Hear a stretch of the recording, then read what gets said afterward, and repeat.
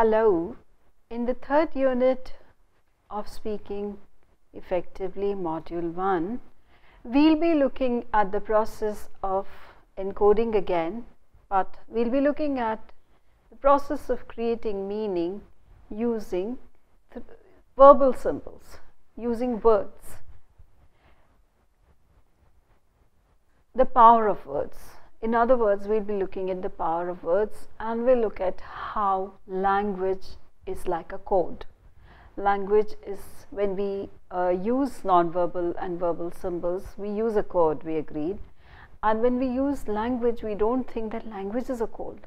When we think of non-verbal symbols like the Statue of Liberty or colors and light and so on, we think these are symbols. But when we look at language, we don't associate language with a symbol. I'm trying to show you that language is also a symbol because it works in the same way as all others non-verbal symbols work. So words are also symbols. Language is also a symbol. And I will borrow a phrase from, again, from a very famous philosopher, Wittgenstein, who said, language is a game. He said language is a game, and language works by rules understood by its users. What I said in the last module, last unit of module 1, I said that in order to be able to communicate, both sender and receiver have to give the same meaning, have to ascribe the same meaning to a symbol for meaning to be created. So language also works like that. It works by rules understood by its users. It cannot be understood, it cannot be considered independent of the players. Like we saw in the case of non-verbal symbols, when we said Kolkata, it cannot be understood independent of the sender and the receivers, or senders and receivers, who ascribe different meaning to the same geographical space which we call Kolkata. And a geographical urban space which we all know as Kolkata, it had multiple meanings for multiple senders and receivers, and without these players, without these multiple senders and receivers, we cannot understand that. Of course, there is a physical geographical space called Kolkata, but we cannot understand its meaning independent of the players.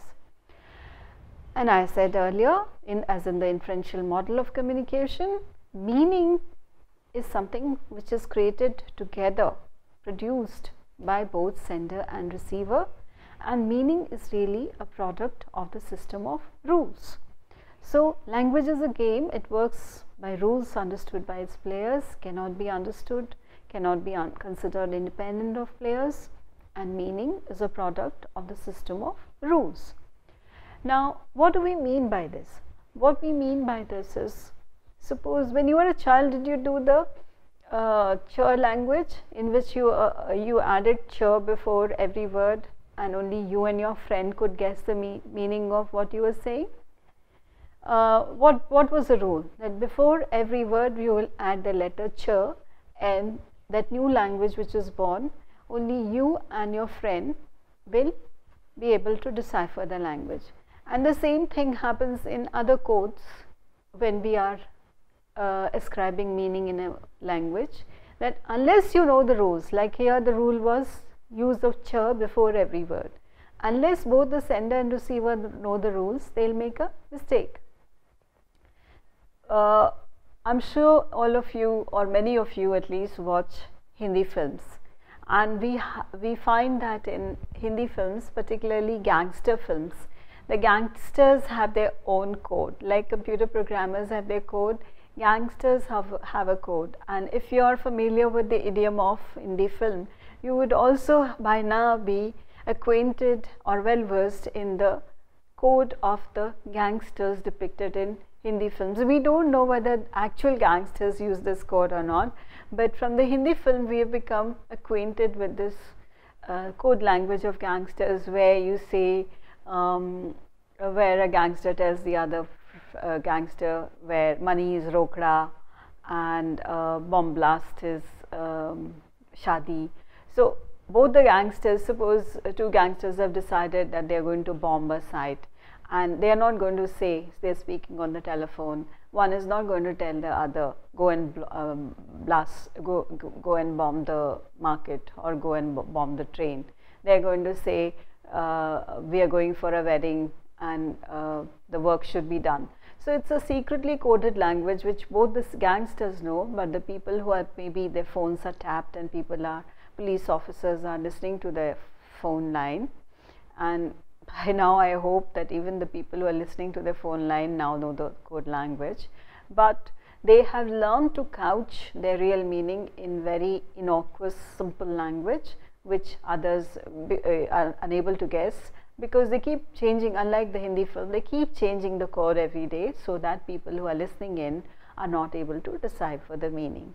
So that's what we mean, that language is a game and we need to know the rules. So when both the gangsters or both the sender and the receiver know the rules, they can understand the meaning, whereas other people who don't know the rules will not understand the meaning.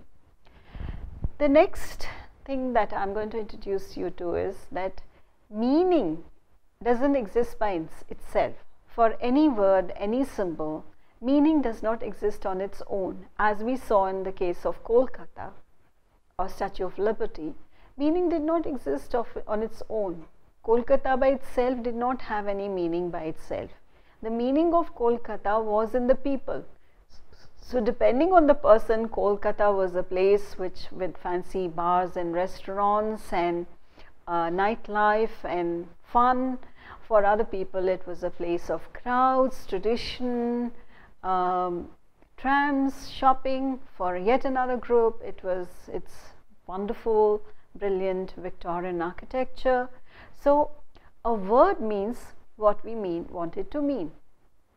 Very few of us have the ability to mean what we say and say what we mean. Do you remember, my favorite book when I was a child, and I continue to read it in adulthood also, is Alice in Wonderland.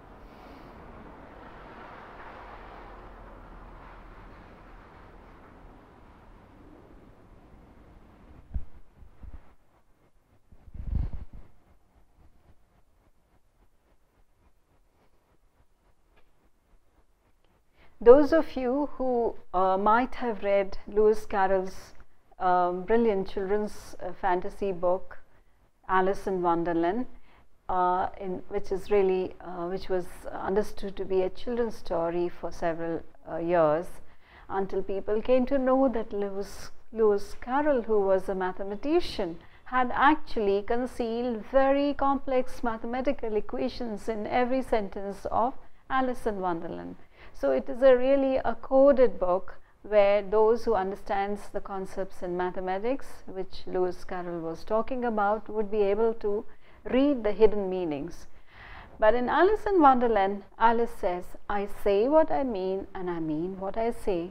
Unlike Alice, none of us mean what we say and none of us say what we mean, because we are utterly confused about what we mean and we are utterly confused about what we say. Why? Because a word, the problem is not with us, the problem is with symbols, because we think that communication is choosing the right symbol and matching it to the right meaning. But what did we found out? That no symbol has a right meaning. Every symbol has a cluster of meanings which are porous, which are fluid, which keep changing according to the user. So think how elusive meaning is. It's not a question of matching symbols to meaning, but creating meaning through symbols which are themselves so porous, so fluid, so dynamic, and choosing symbols to convey meaning which itself is so elusive. Are we always clear about what we want to say? We are not always clear. So the process of finding symbols to convey meaning is a very complex process, and in that a word means what we want it to mean. It doesn't have any intrinsic meaning by itself. It can mean only what we want it to mean. And not only that, our experience is shaped by words. By the words we use, our experience is shaped by that. The earlier view of language was that our language reflects reality. But with Wittgenstein and others, now we say language does not reflect reality. In fact, language shapes reality. So since we cannot share our word of experience, we cannot share meaning of words also, because words are actually shaped. So think of the logic. A word means what we want it to mean, but experience is shaped by words. But since our experience is not shared, how can we assume that the word we use will be understood in the same manner in which we use by someone whose experience is different? Because a word has no meaning by itself, but is actually shaped by our experience, or is shapes our experience. So someone whose experience is not the same as us will not understand our meaning. So I will quickly walk you through a very major shift in understanding of language. The earlier understanding of language was that we live in two worlds. One is a world of words and the other is the world of things. And what is language? Language is choosing the right word for the right thing. So it's a question of matching, which is a very simple view of language which prevailed until new theories of language revealed to us a different understanding of language. So the new theories of language, particularly after Wittgenstein, tell us that there are no two words. I mean, it's not a question of there's a world of things and there's a world of words and we find the right word to describe the right thing. But what they tell us is that the word is the world. The word is the world. The choice of words shapes experience. So instead of two worlds, we have only a single word, we have a single world, and the choice that we make of words shapes the world of things or the world of experience. What do I mean by this? Let me illustrate through a simple example. For instance, normally in most languages we have only two words for ice. We either have the word ice or we have the word snow, right? So we think that there is an objective, tangible object called ice or snow, and we have to choose between these two words, ice or snow, to describe that thing. But would you know, are you aware that Eskimos have many different words for snow? I don't remember the exact word number, but I think they have something like 40 different words for snow. Why is it that they have so many words for snow, whereas most other people in the world don't have more than one or two words for snow? It's because their life depends on the kind of snow. So because of that, they need to know the exact difference between, say, 17 or 20 or whatever number kinds of snows that exist. So they have invented different words for describing snow. So snow is not an independent thing which is common to all speakers of the world, but snow is something which is created by the different words for snow which have been given by certain speakers, which are not given by other speakers. So what we are saying is that the world of things or world of experience is not identical for all speakers of all languages. It differs.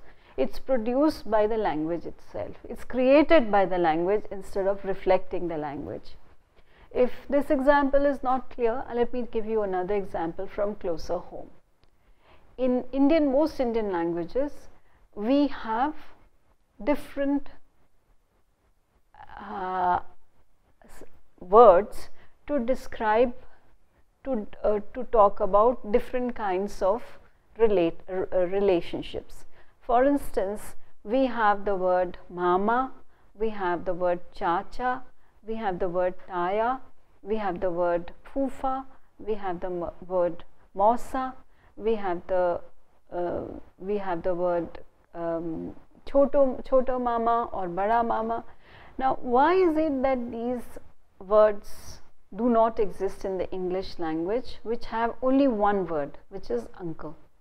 Whereas in Indian languages, we have 5 or 6 words to describe different kinds of uncles to whom we are related differently. Why is it so? Because in India, we have the notion of extended family, and our relationships with different members of the family are structured by a different set of roles.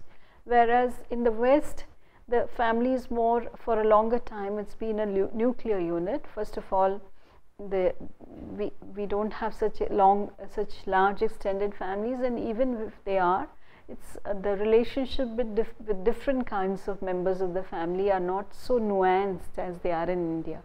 So that's why if you yourself think of your relationship, I'm sure your relationship with your mama is very different from your relationship with your taya. Why? Because one is a more friendly kind of relationship, the other is a more reverential kind of relationship, because of that person's relationship with your own parent, your mother or your father. That also structures your transactions or your interactions with that member of the family.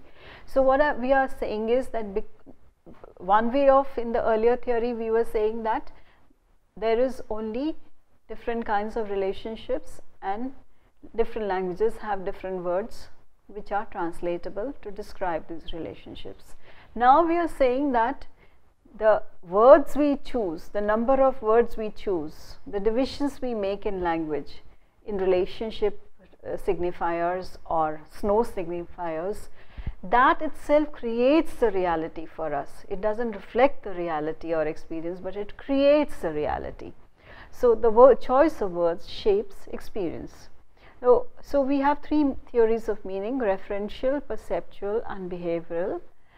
Now we come to the most important thing, words.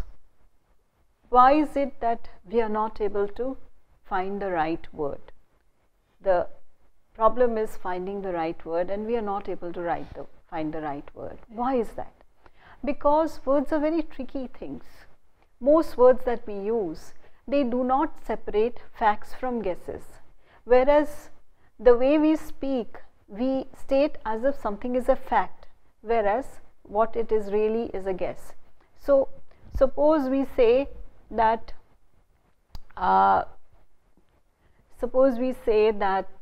Devdas or Mother India is the best film ever made. Okay, so suppose I make a statement like this: Godfather is the best film ever made, or Mother India is the best film ever made. Okay, normally we do make statements like this, but how do we know whether Mother India is the best film ever made? There might be people who disagree.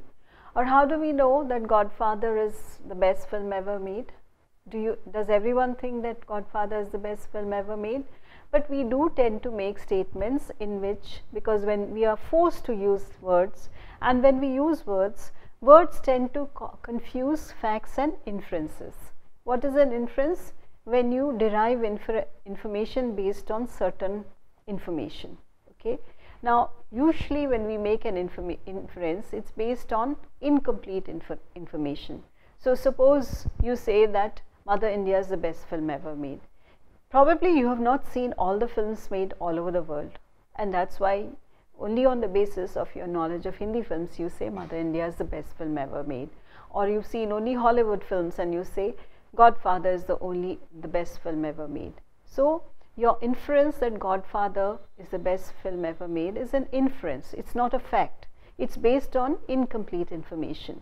So whenever we use language, unfortunately, we tend to confuse facts and inferences. When we speak as if it's a fact. My wife is the most beautiful woman on the earth. A lot of people would say it. Or my daughter is the best daughter in the world. Now, is that a fact? No, it's an inference. So you say that my wife was Miss India 1994. So Abhishek Bachchan can say, since she was Miss India 1994, my wife Aishwarya Rai Bachchan is the most beautiful woman on the earth, because through that award she was given, through the title she was given, it becomes a fact. But for most other people, when they say that my wife is the most beautiful woman in the world, it's just an inference, it's not a fact. Now, every opinion is a statement about ourselves. So when you say my wife is the most beautiful woman on earth, what are you trying to say? You're trying to say that the way your wife looks, that's your idea of beauty. That's one. The other opinion, the other statement that you're making by yourself, because she's my wife, she has to be the most beautiful woman on earth. So words always tend to distort reality. They assume, I mean, they appear as if we are stating facts, but they tend to distort reality somewhat. Words tend to push things into either or categories. Say we say he's a very good worker, we say he's a very bad worker, she's a very lazy worker, she's a very hard efficient worker. When we use words like this, adjectives like this, we polarize things, we push things into black and white, whereas reality is not like that. When we say somebody is a good worker, maybe somebody is a very good at doing certain kind of tasks, whereas that same somebody is not good at doing other kinds of tasks. So when we say someone is lazy, maybe someone is slow but is a perfectionist. So we are actually pushing things into either or categories, black and white categories, polarizing things, whereas reality is a shade of grey rather than black and white. So what should we do? What should we do to avoid using verbal symbols in a way that they create, it's difficult to decode them, because what are we trying to do? We are trying to master the art of encoding verbal symbols. And what should we do to avoid that they are not decoded in the wrong manner? First of all, we should try to avoid use of absolute, conclusive, generalized terms like that's the best food, my mother makes the best food in the world. It's an absolute term, or generalized term. Indians are very religious. Every Indian is not religious, but we say Indians are very religious people. Bengalis are very cultured people. Punjabis have no culture. We hear statements like this, but some Punjabis might be cultured, some Bengalis might not be cultured, but we do make statements of this kind. Or value terms, adjectives and adverbs. Whenever we use adjectives, we are using value terms. So either we are using positive or we are using negative. You say he's a very good student, he's a very bad student, she's a very beautiful girl, she's a very ugly girl, he's a very tall guy, he's a very handsome guy, he's not a handsome guy, he's a brilliant student, he's not a brilliant student. So the moment we use words like this, we are using value terms, and we should avoid using adjectives. Identifying and confusing facts with inferences. As I said earlier, we must always make a distinction between facts and inferences. So you can say, in my opinion, my wife is the most beautiful woman in the world. Or, since she won the Miss World title in 1994, Aishwarya Rai Bachchan is the most beautiful woman in the world. So you're using some support to show why an inference is not a fact. So when you use buffers of this kind, by saying in my opinion, up to this date, Cleopatra has been regarded as the most beautiful woman for centuries, as goes the opinion of most people. So there you are saying you're supporting it by authority. Bypassing polarization, frozen evaluation are other problems. What is polarization? As we said earlier, he is very good, he is very bad. That's polarization. Or what is frozen evaluation? Frozen evaluation is somebody might, when we use terms based on our opinion of someone in the past, and we don't change that opinion. Say when you were a kid, you were not good in studies and your brother was brilliant. But what happens whenever you go to families, they say, "Oh, to padhai mein acha nahi tha. He was not good in studies, he was always playing, but his brother was brilliant." But what happened? Maybe in your childhood you were not serious about studies, but when you finished, by the time you entered high school, you started taking your studies seriously, and maybe you excelled over your brother. You got a better job than your brother. But in the family circles, it's very difficult to get over frozen evaluation, because what is believed to be true for one time is believed to be true for all times. And you have famous examples of people who are considered quite brilliant or quite attractive later in life. Think of say the acme of beauty, say the famous film star Rekha. It's said that when she was a child, she was considered an ugly duckling, and in her family she is still considered an ugly duckling, even though she's the pin-up girl of the whole of India, if not many other parts of the world. Or the cricketer Imran Khan once shared the story that even though the world thinks he's most handsome, one of the most handsome men not only on the field of cricket but also in the world, he was considered unattractive ugly by his family because he had small eyes. So you imagine that somebody like Imran Khan, who is considered one of the signifiers of male good looks, is considered himself unattractive because his family thought he's not attractive, and that's an example of frozen evaluation. Semantics. What can we do to improve clarity in our encoding of messages so that our messages don't misfire? Indexing, dating, etc., quotation marks and hyphens. Indexing. So you say as of now, so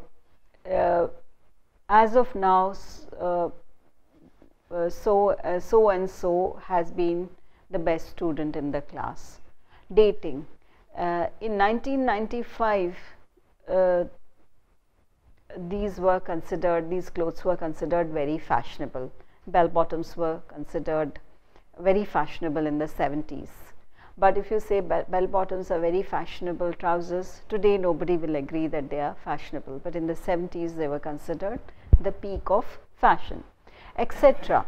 So when you say something, you pretend that you know all of reality, but you say, well, Titanic is one of the best films made, in my opinion, among other films in English language. So when you add those statements, then it becomes less of a generalization.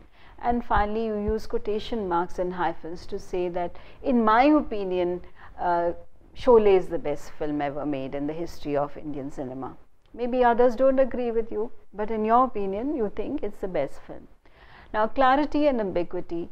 Use unequivocal terms to avoid misunderstandings. Don't use words which are equivocal. What are equivocal? Words which have double meaning. If you remember your Macbeth, in the Macbeth, what happens? The witch is equivocate. And many of us tend to use words which have double meaning. Now, we should try to avoid using words which have double meaning. Say, use lower level abstractions when clarity is essential. So, instead of saying, we had a huge audience for a play, you can say, the hall was 80% full when our play was staged. So, that is less abstract, it's a more concrete and brings more clarity. Avoid using excessive jargon. Very often in technical professions, for instance, computer scientists, doctors, they tend to use jargon, and when you're communicating with people in your own field, it works very well because it's a shorthand for getting your message across. But when you're talking to a lay person, then it creates confusion, because I want to know in simple words what happened. Like, I don't want to know whether a computer has how many GB. But if I want to know, I'll be able to do all my work on my computer for my basic needs. I don't need to know the GB, or I don't need to know the RAM, or whatever is important in computer speak. Avoid using brand and trigger words that arouse an emotional reaction. So whenever we use trigger words, like when you say, suppose you say, my wife is very fat, is she going to like it? Or very often students say, oh, that madam is very fat, that fat madam, or that fat sir, that old sir. Now these are trigger words. But when, suppose when you're in front of that teacher, you say, madam is very healthy, or sir is very youthful. but behind their back you say, oh, that fat lady, or you say that old man, all right. So depending on our the situation, we use positive words or negative words like fat or healthy, right. But what we need to do is we need to use neutral words. We need to use words that don't arouse any undesired emotional reaction. So I'll give you a quick checklist on the kind of words we use, and in the next session we'll practice each of these words. So first of all, use familiar words. 2, choose the short words, don't use long words. When you're speaking, we are talking about speaking, not writing. Use familiar words, choose the short words, use technical words carefully, select words with strength and vigor, use concrete language, avoid camouflaged verbs. I will go into each of those in the next session because I need to practice all of this with you in great detail. Let's run through this checklist in more detail now. Let's begin with familiar words. What do we mean by familiar words? When we are writing, we tend to we like to impress people by using a lot of complex words, by using technical jargon, by using very complex structures. But when we are speaking, we must remember to use very simple familiar words. Say in this sentence, I have a sample. The machine has a tendency to develop excessive and unpleasant odial symptoms when operating at elevated temperatures. So this is how I came across a sentence, and you can see it's very wordy, it's very complex, it uses too many words, it uses very complex words, and it's very confusing because it tends to use an unfamiliar word and a more complex word instead of using a simple word. Now when we try to decode this message in simple words, this is what it is. The machine tends to get noisy when it runs hot. All the person is trying to say is the machine tends to get noisy when it runs hot. So suppose you are explaining to your technical person, you're not explaining it to a you're not writing a research paper, you are just trying to tell the person, please try to use the machine carefully because it tends to get noisy when it runs hot. Instead of that, if you try to use the former sentence and use complex words, unfamiliar words, the person maybe who is not very familiar with the technical words or very complex language will get completely confused and your machine will get burnt out. Similarly, we tend to use short words. When we speak, we ought to use more short words than long words. So when you use long words like you do in writing, it sounds like this: the decision was predicated on the assumption that an abundance of monetary funds was forthcoming. Now this is a structure which you typically find in a research paper, which I myself tend to use in my research papers. This is my favorite word. The decision was predicated, or the argument is predicated on the assumption. So using a very complex structure, you're using very long words, because in writing we tend to be formal, and particularly in academic writing we tend to use very long words because it sounds very scholarly. But in everyday, in functional English, particularly in speaking, we should not be using these kind of words. Instead, we should use short words. So all we are saying is the decision was based on the belief that there would be more money. So in a meeting, if you say the decision, I made this decision on the belief that there will be more money, instead of that, if you tell in a meeting, you tell people this was predicated on the assumption that an abundance of monetary funds was coming, people take a while to understand what are you saying. The third, now, one more point. We tend to think that short words are always simple words. Is it always so? And we also tend to think that short words are always familiar words. Some short words are not familiar. For instance, in India, if you use a very short word like naive, which is just a 5-letter word, everybody is not familiar with that word. or you tend to use words which are loan words from other languages like chic or gauche or suave. These are words which have been borrowed in English by other languages like French, and fashionable people or erudite people or learned people tend to use these words in their everyday speech. But it's quite likely then you say, oh, my girlfriend is very chic, or that lady is very chic, which is usually it's used with women rather than men. Or you use the word Amitabh Bachchan is a very suave person. Now, it's a very short word, it's not a very long word. Sonam Kapoor is very chic and Amitabh Bachchan is a very suave person. Now, while it might impress people who are familiar with these French words, others will get completely befuddled. What are you trying to say? So you might be able to guess by the visual image of these personalities, these celebrities, that this is what you're trying to say. But all short words are not familiar words. Just remember that. Some short words are actually unfamiliar. Let's come to technical language next. Particularly professionals tend to use technical language. Engineers, managers, academics tend to use a lot of technical language, and this technical language, which is very familiar to people in the same peer group or people in the same profession, doctors for instance, they tend to use medical terms for everything. It will be very confusing. Suppose I want to know, look, I've broken my kneecap.